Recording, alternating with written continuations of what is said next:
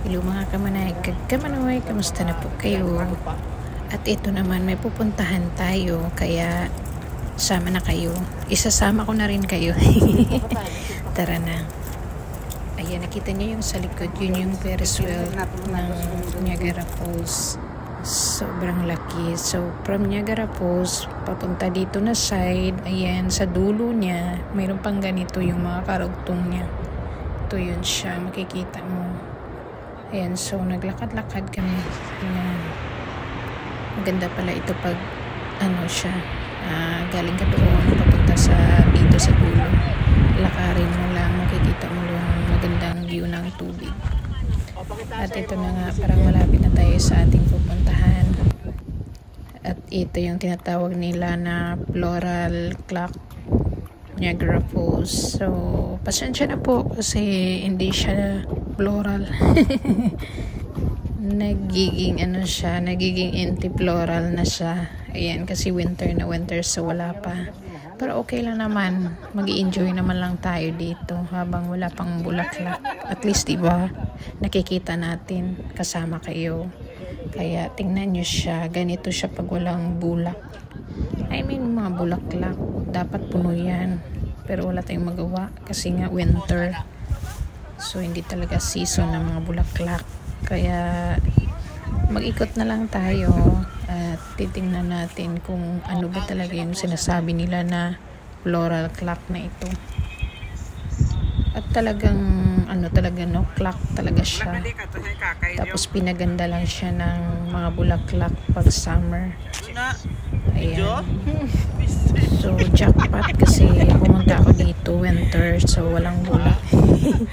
So, hindi ko talaga makikita yung beauty ng floral clock na ito. Pero, nag-enjoy kaming lahat habang pinapanood yun.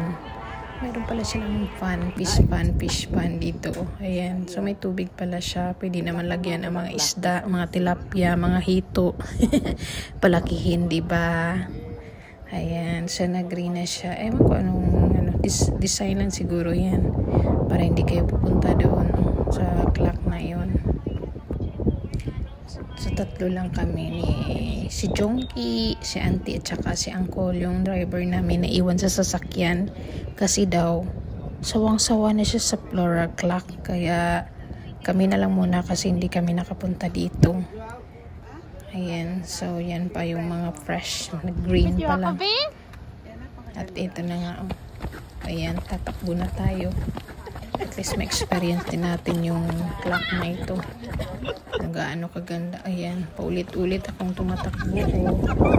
So, ganyan yung buong clock. Ayan, so nagpa-video talaga ako ng buong clock na ito. Para may remembrance tayo. O, diba, naikot ko kayo. Jong, dito ka sa likod. Masaya na ba kayo? Kasi naisama ko kayo sa floral clock, Niagara Falls. Isa ito sa dinadayo dito ng mga turista.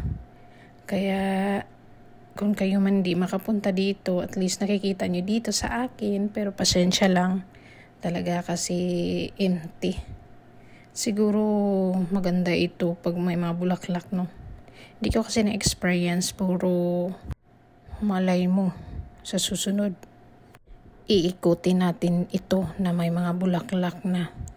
I mean, summer tayo mag-ikot para mas maganda. Makikita nyo talaga yung kagandahan ng plural. Ay, tayo no, nalilito tayo sa word na plural. Talagang ganun, diba? Pero minsan, plural, madali lang naman siya. Huwag mo lang bilisan. Plural. Katulad ng bata tayo, diba? Yung royal. Royal. Yung ilang ulit natin sasabihin yung royal. Rural. Pero, nakuha rin natin kasi nagiging royal. Kasi hindi tayo makamerienda ng royal kung hindi natin masabi yung tama na royal. Ayan. So dito talaga nahulog yung aking sunglass at nasira sa kakatakbo ko at saka sa jumping. Kaya ingat-ingat kayo pag may mga gamit kayo bago kayo tumalon.